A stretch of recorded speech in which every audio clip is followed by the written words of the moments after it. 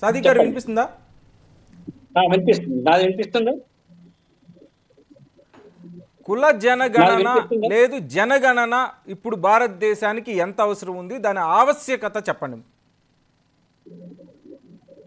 రెండు విషయాలండి. చెప్పండి. వినిపిస్తుందా? వినిపిస్తుంది సార్, చెప్పండి సార్. రెండు విషయాలు. ఒకటి ఏంటంటే జనగణన, రెండవది కుల జనగణన. ఈ రెండు వేరు అంశాలు. ఈ రెండు అంశాలలో మొదటి అంశంగా జనగణన జరగాలి, అది జరుగుతుంది. కానీ కరోనా కారణంగా వాయిదా పడ్డ జనగణను కేంద్ర ప్రభుత్వం ఎందుకు చెయ్యట్లేదు? ఇది చాలా ముఖ్యమైన అంశం. It is the constitutional need.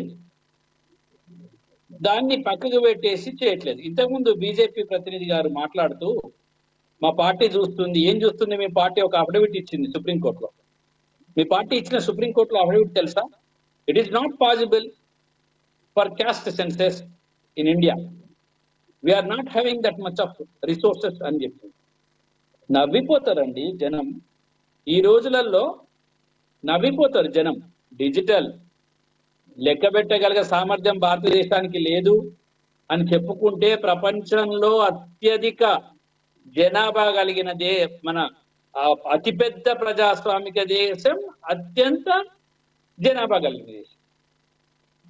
ఈ రెండు కూడా ఉండి, మానవ వనరులు ఉండి, మనం అన్నిటినీ ఛేదించగలిగేటువంటి పవర్స్ ఉండి మనం చేయలేకపోతున్నామంటే మనం గుర్తించాల్సిన అవసరం ఉంది. చాలా క్లియర్ గా కేంద్ర ప్రభుత్వము కులగణన మీద, జనగణన మీద, రెండింటి మీద కూడా దృష్టి సారించలేదు.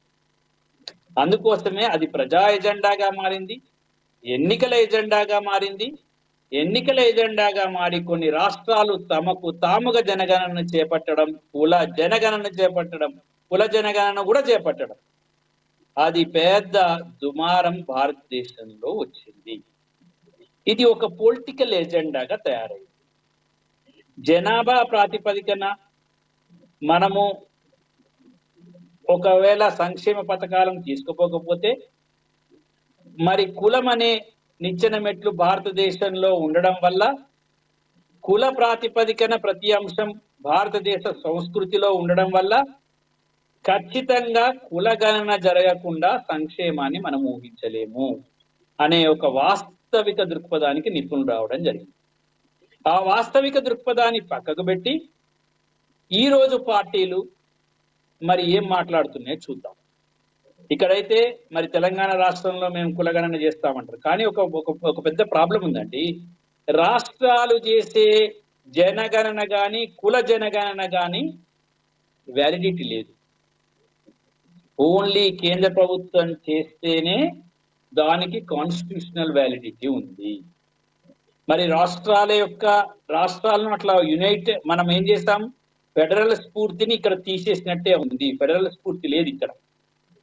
అంటే వీటన్నిటి గురించి ఈ కుల జనగణన మనకు అనేక అంశాలను, అనేక సవాళ్లను మన ముందు తీసుకొచ్చి పెట్టింది. వీటి మీద ఒక పెద్ద చర్చ జరిగింది. అందరి చర్చ లోపల ప్రజా ఎజెండాగా మారిన తర్వాత కూడా, ఎన్నికల మేనిఫెస్టోలో అందరూ చేర్చిన తర్వాత కూడా ఒక్క బీజేపీ పార్టీ తప్ప మిగతా అన్ని పార్టీలు ప్రజా ఎజెండాలో వాళ్ళ మేనిఫెస్టోల్లో చేర్చడం జరిగింది. ఇప్పుడు మరి బీజేపీకి అనుకున్న 400 ఏ బార్ 400 రాలేదు. మరి ఏ బార్ 400 రానప్పుడు బీజేపీ కనుక చెయ్యకపోతే అన్ని ప్రతిపక్ష పార్టీలు కలిసి ఒక ప్రజా ఉద్యమాన్ని నిర్మించే క్రమము, దానికి ప్రజలు మద్దతు ఇవ్వడం అనేది వ్యవసాయ చట్టాల్లో ఎట్లయితే చవి చూసినారో అదే చవి చూసాల్సిన పరిస్థితి ఒకటి వచ్చే అవకాశాన్ని మనం విశ్లేషించుకోవచ్చు.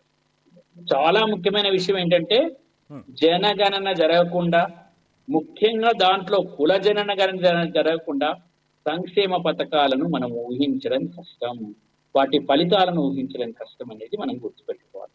థ్యాంక్ యూ సాదిక్ గారు. మహేష్ గారు నాతో పాటు ఇప్పుడు మహేష్ గారు PDSU Telangana state president join అయ్యారు.